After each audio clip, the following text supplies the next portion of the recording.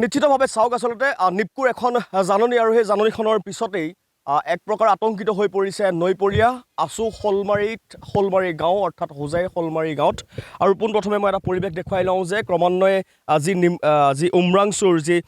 খাংডঙৰ 7টাকৈ আচলতে গেট খুলি দিয়াৰ পিছতেই এক প্ৰকাৰ আমি প্ৰথমে উল্লেখ কৰিছোঁ সাধাৰণ ৰাইজ ইতিমধ্যে আতংকিত হৈ পৰিছে নৈপৰীয়াসকল আতংকিত হৈ পৰিছে তাৰ সমান্তৰালকৈ আমি যদি কওঁ যে চপৰকৈ আচলতে এই মুহূৰ্তত গৰা খহি যোৱাৰ এই মুহূৰ্তত উপশম হৈছে আৰু অতি বিপদসংকুলভাৱে এই যি পথছোৱা আছে এই পথছোৱাৰে আচলতে আহ যাহ কৰিব লগা হয় বিভিন্ন ধৰণৰ পথচাৰীৰ পৰা আদি কৰি বিভিন্ন শিশু এক প্ৰকাৰ এক বিপদসংকুল এক পৰিৱেশত বৰ্তমান মুহূৰ্তত আছে আৰু অতিকৈ চিন্তিত হৈছে যে হোজাইত আচলতে বানে কেবে বছৰো এক প্ৰকাৰ বিভীষিকাময় পৰিৱেশৰে সূচনা কৰি থৈ যোৱাৰ প্ৰমাণ আছে আৰু তাৰ সেই বিভীষিকাময় এক পৰিৱেশ হোৱাৰ যেন ক'ৰবাত উপশম হৈছে মই অকণমান ইয়াৰ স্থানীয় ৰাইজ আছে মই অকণমান কথা পাতিম যে প্ৰতি বছৰে আপোনালোক বানপানীৰ মোকাবিলা কৰিব লগা হয় এইবাৰো তেনেকুৱা ধৰণৰ এটা আশংকা কৰি আছে নেকি আপোনালোকে এই মুহূৰ্তত এনেকুৱা কৰি আছে কোন জেগা এইটো শ'লমাৰী গাঁও হয় কপিলি আপোনাৰ পানী আগতকৈ বাঢ়িছে আগতকৈ বাঢ়িছে গৰাবিলাক খহাই গৈ গৈছে গৰাবিলাক ভাঙি গৈ আছে মানে এইটো প্ৰত্যেক বছৰতে এনেকুৱা গৈ আছে সৰু ল'ৰা ছোৱালীবিলাক আহে আপোনাৰ অহা যোৱাটো মানে বহুত কষ্ট মানে এইটো মানে সৰু ল'ৰা ছোৱালীক পাৰ কৰি দিব লাগে নহ'লে মানে ৰিক্স হৈ যায় মানে যদি পৰি যায় টুপতকৈ যাবগৈ স্কুলত অহা যোৱাটো কষ্ট এইটো মানে মেইন ৰাস্তা আমাৰ ইয়াত আপোনাৰ মাথাউৰি এটা প্ৰয়োজন আছে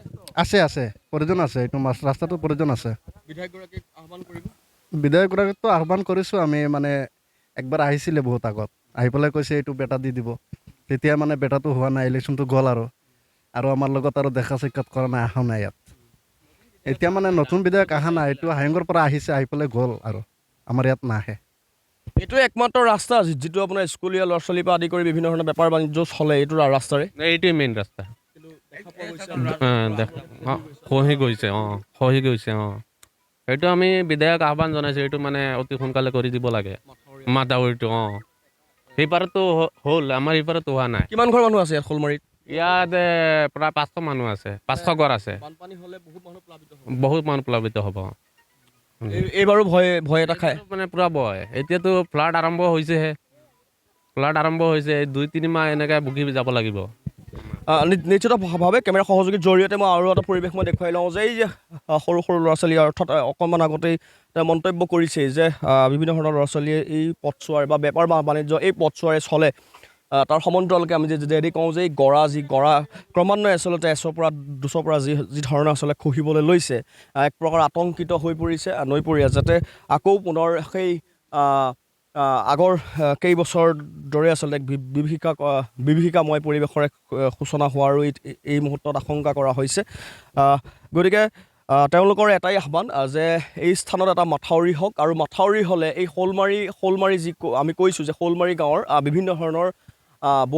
বহু পৰিয়াল আচলতে এই বানপানী প্লাবিত হোৱাৰ পৰা এক প্ৰকাৰ ৰক্ষা পৰিব